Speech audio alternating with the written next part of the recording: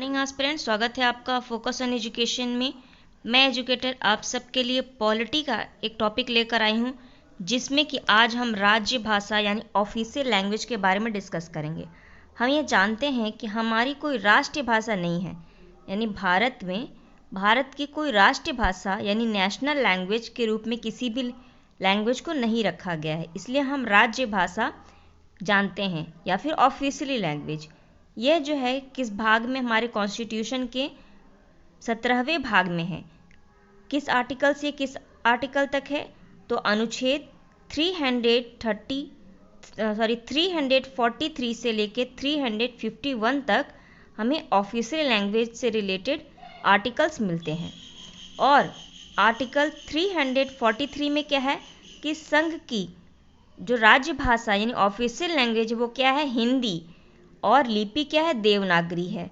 और ये किसने कहा, इन्होंने ये दे दिया, मुंशी अय्यर सूत्र के द्वारा ये दिया गया था। और इन्होंने अपनी रिपोर्ट कब दी थी, तो 14 सितंबर को दी थी। इसीलिए हम 14 सितंबर से एक हफ्ते तक हिंदी दिवस के रूप में हम मनाते हैं। ठीक है, ये पॉइंट याद रखिएगा। नेक्स्ट अनुच्छेद है क्या, 344। इसमें क्या है कि राष्ट्रपति को राजभाषा से संबंधित कुछ विशेष विषयों में सलाह देने के लिए आयोग की नियुक्ति का प्रावधान है। यानी राष्ट्रपति को एक आयोग बनाने का प्रावधान है। किस उपलक्ष्य में, राजभाषा के उपलक्ष्य में। किस आर्टिकल में, 344। इसमें क्या करते हैं, राष्ट्रपति एक आयोग बनाते हैं जो ये डिसाइड करती है कि हमारी जो राजभाषा है, क्या हम इसको राष्ट्रीय भाषा बना सकते हैं और क्या रहेगी हमारी राज्य भाषा। तो द फर्स्ट टाइम 1955 में श्री B.G.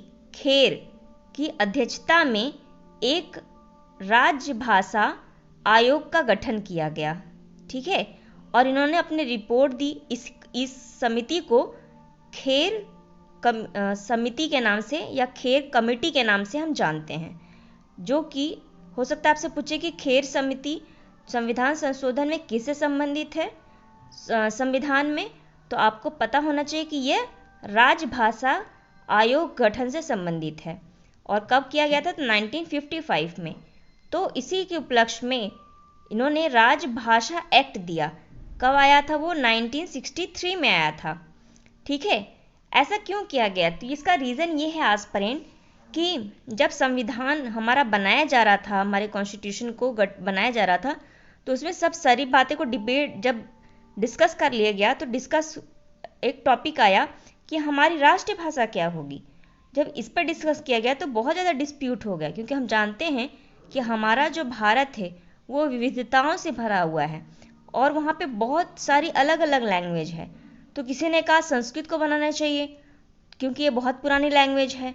तो किसी ने कहा क्यों, तमिल तो उससे भी पुरानी है, तो तमिल को बनाना चाहिए। तो इसी तरीके से जो आयोग वहाँ पे सदस्य थे, उन्होंने ये निर्णय नहीं ले पाए कि किस भाषा को हमें राष्ट्रीय भाषा का दर्जा देना चाहिए। इसीलिए किसी भी लैंग्वेज को या किसी भाषा को राष्ट्र का दर्जा नहीं दिया गया।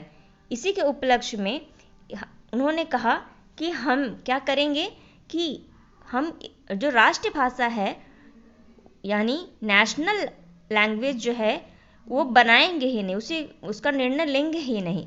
तो उसके उपलक्ष्य में उन्होंने कहा कि हम राज्य भाषा बनाएंगे। तो राज्य भाषा बनाई गई, तो संघ की राज्य भाषा हिंदी और देवनागरी रखी गई।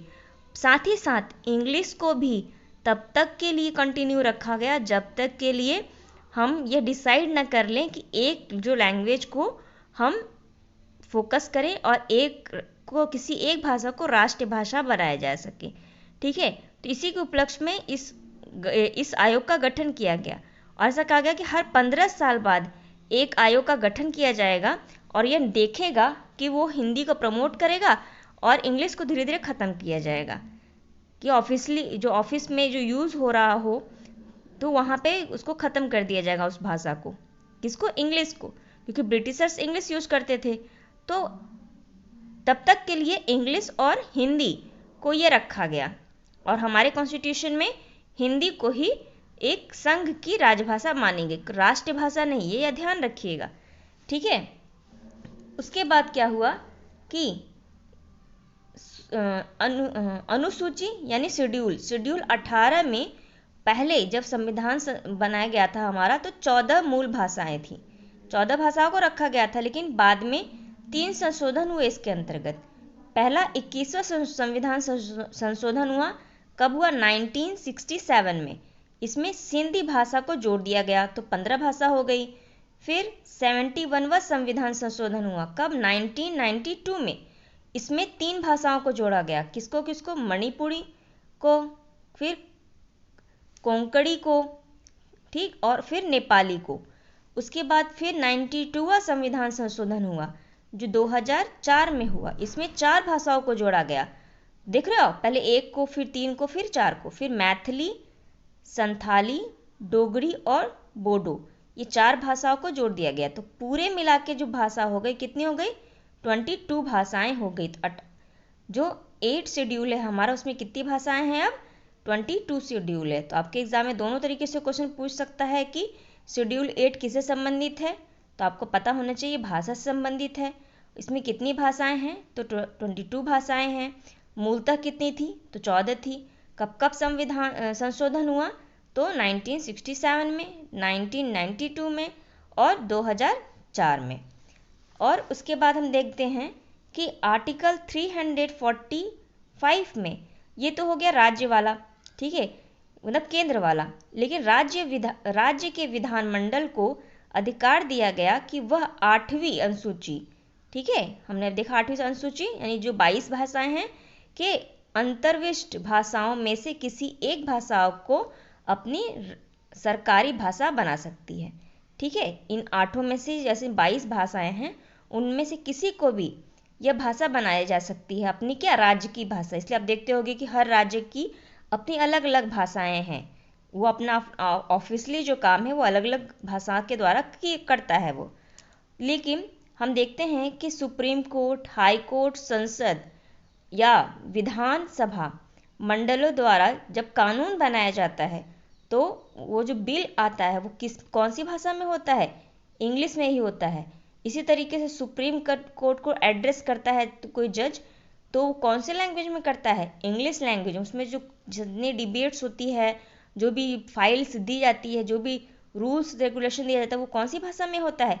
इंग्लिश भाषा में होता है। ये पॉइंट याद रखिए, हिंदी में नहीं होता, ठीक है, अभी तक, क्योंकि हमने हिंदी को अभी राज्य भाषा, अपना राष्ट्रभाषा नहीं माना है। क्या माना है? हमारी कोई राज्य भाषा है, और उसमें भी हमने कहा है कि हम धीरे धीरे इस पर संशोधन करेंगे और इस पर आगे बात करेंगे। और चलिए जरा हम उस जो 22 भाषा है उसको जरा देख ले कौन कौन सी है। असमिया, बंगाली, गुजराती, हिंदी, कन्नड़, कश्मीरी, मलयालम, मराठी, उड़िया, पंजाबी, संस्कृत भी है आपका, सिंधी, तमिल, तेलुगु, उर्दू, कोंकणी, मणिपुरी, नेपाली, मैथिली, संथाली, डोगरी और बोडो, ठीक है। ये हमारी 22 भाषाएं हैं। इसको याद कर लीजिएगा, ये पूछा जाता है कौन सी है इसमें, ठीक है, कौन सी नहीं है। जैसे देखिएगा, आप ध्यान दीजिए, तो इसमें क्या इंग्लिश है? आपको दिखी? हिंदी तो है, इंग्लिश दिखी? इंग्लिश नहीं है 22 भाषाओं में। हमारे 8 शेड्यूल में इंग्लिश लैंग्वेज नहीं है, ये ध्यान रखिएगा, ये क्वेश्चन पूछा गया है। नेक्स्ट हम देखते हैं, ये न्यूज़ में क्यों हो रहा है? क्योंकि जम्मू कश्मीर में अब उनका जो राज्य भाषा होगी वो 5 रखी। पहले कौन कौन सी थी? उर्दू थी और इंग्लिश थी।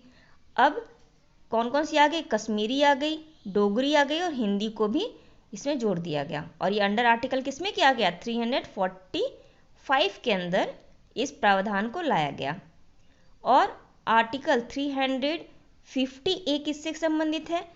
तो ये कहता है कि जो कोई बच्चा होता है उसको मदर टंग के, जिसकी मातृभाषा होती है, हर राज्य में अलग अलग जो बच्चे मतलब जो बच्चे होते हैं, छोटे बच्चे, तो उनकी जो प्राइमरी स्टेज जो होगी उसकी एजुकेशन की, वो कौन सी लैंग्वेज में होनी चाहिए? वो आपकी मदर टंग में होनी चाहिए। ये हमको राइट मिला है। तो कौन से आर्टिकल में है? ये आर्टिकल पूछा जाता है 350A, इसी से संबंधित है, एजुकेशन से संबंधित है। और एजुकेशन में भी किससे? प्राइमरी स्टेट के बच्चों से और मदर टंग के लिए। तो ये कुछ इंपॉर्टेंट पॉइंट है ऑफिशियल लैंग्वेज से रिलेटेड। आई होप आपको ये वीडियो पसंद आएगा। इसे लाइक कीजिए, कमेंट कीजिए, शेयर कीजिए। अगर आपको कोई लगता है कि मुझे और किसी टॉपिक पे बनाना चाहिए वीडियो, तो आप मुझे ज़रूर बताइए कमेंट करके। Thank you aspirant.